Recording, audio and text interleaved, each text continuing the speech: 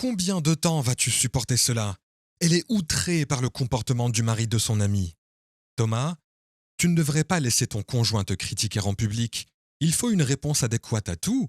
Comme on dit, œil pour œil.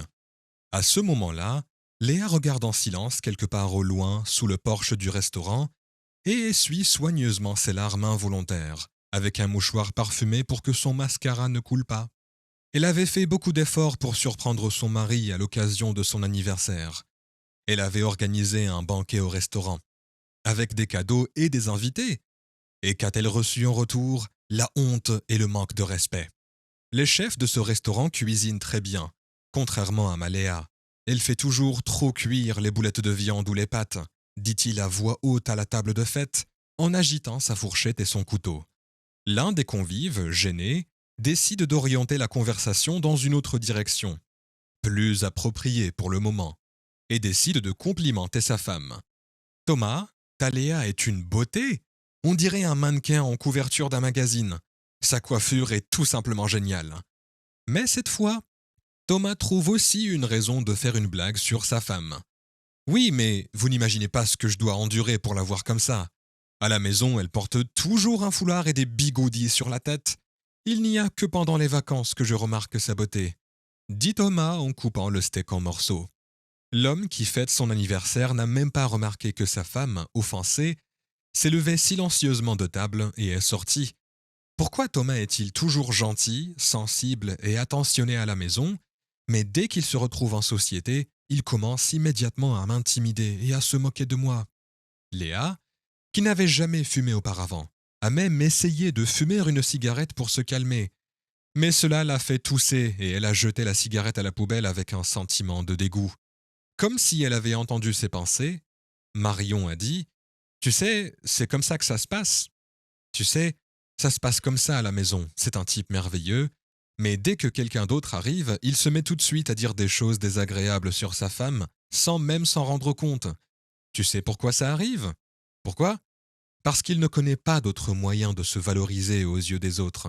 Il le fait en t'humiliant. Léa pleure encore plus. Mais ce n'est plus de la rancœur qu'elle pleure, c'est du désespoir. Est-ce que ce sera toujours comme ça? Je ne peux pas sortir en public avec ce mari honteux. Non, allez! D'abord, essaye d'avoir une conversation à cœur ouvert avec lui. Pas maintenant, bien sûr, mais demain matin. Demandez-lui pourquoi il se moque de vous en public. Expliquez-lui que cela vous énerve et demandez-lui de ne plus jamais le faire. Et s'il ne comprend pas, je ne sais pas. Je ne le supporterai pas, je sortirai de la maison en cachette. Tu es encore jeune, tu peux trouver un autre mari. Léa passe le reste de la soirée en compagnie de son ami, à l'abri des regards de son mari, pour ne pas être contrariée par cette nouvelle portion de ridicule. Au matin, Thomas se réveille de bonne humeur. Le banquet d'hier soir a été un succès. On s'est bien amusé, on a mangé des plats délicieux et on a reçu beaucoup de cadeaux. De plus, l'homme qui fête son anniversaire était pétillant d'esprit et était au centre de l'attention de tout le monde. L'incroyable arôme du café l'attire comme un aimant dans la cuisine. Bonjour, ma chérie. Il embrasse Léa sur la joue et lui dit: Veux-tu me servir une tasse de café, toi aussi? Léa se lève en silence et verse à son conjoint une tasse de café dans la cafetière. Merci, mon amour, le café est excellent. Vraiment? Mais qu'en est-il des boulettes de viande?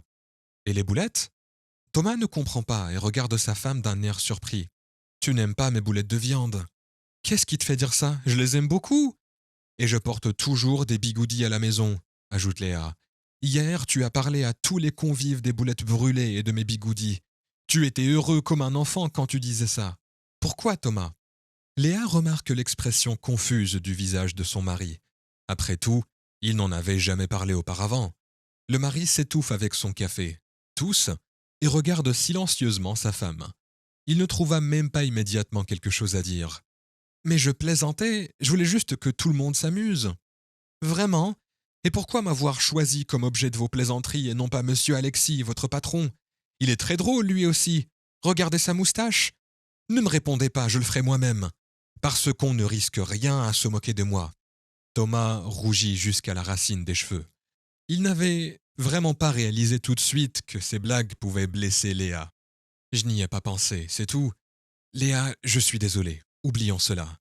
D'accord, mais d'abord convenons que tu ne parleras pas de mes défauts en public et que tu ne feras pas de blagues à ce sujet. Si tu n'aimes pas quelque chose, dis-le-moi directement. Ils se mirent d'accord. Thomas jura de surveiller sa langue.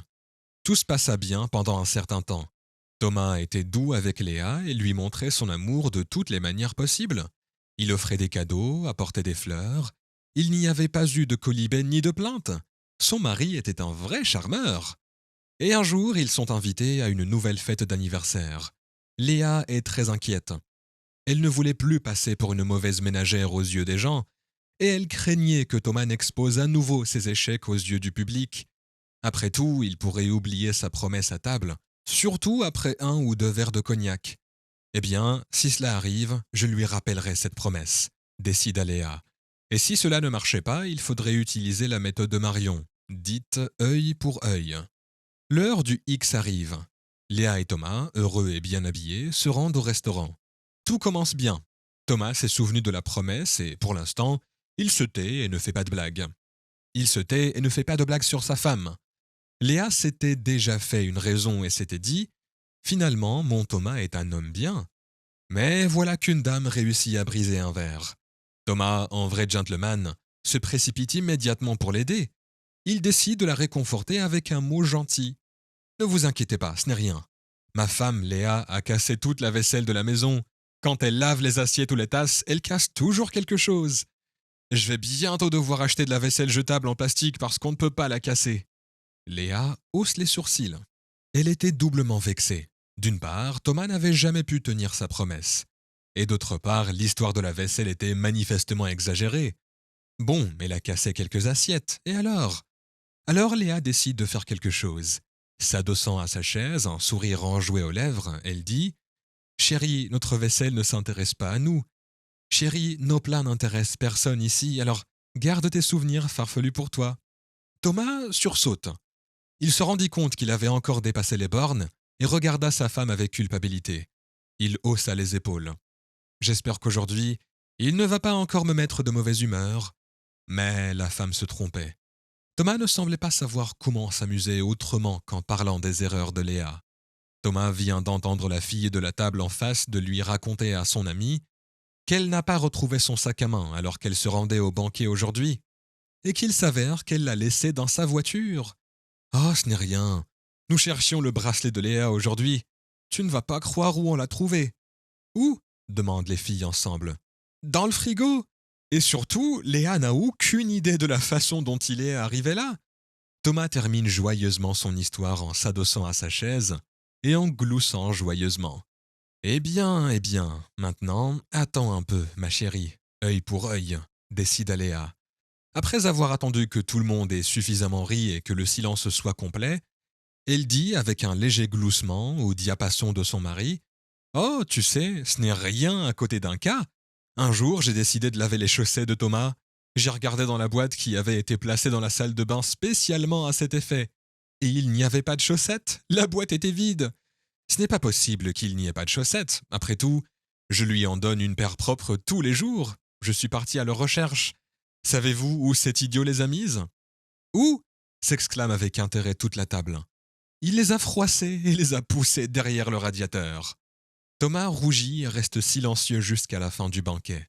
Personne n'entendit plus ses blagues et ses rires jusqu'à la fin de la soirée. Le matin, Léa se réveille de bonne humeur. Après tout, hier, elle s'était vengée de son mari. De la cuisine s'échappe l'arôme vivifiant du café. La femme enfile ses pantoufles à pampons et sa robe de chambre en soie, et suit l'odeur. Thomas, le visage sombre, est assis à la table et sirote son café. « Chérie, verse-moi une tasse de café », lui dit-elle en guise de taquinerie. Thomas se leva silencieusement, versa du café dans la cafetière et approcha la tasse de sa femme. « Léa, pourquoi tu m'as ridiculisé si cruellement hier ?» demanda-t-il en regardant sa femme avec ressentiment. « Je t'avais prévenu, tu n'as pas tenu ta promesse. Alors, ma chère, œil pour œil. » Plus jamais Thomas n'a fait de commentaires critiques sur Léa en public. Après tout, elle sait répondre.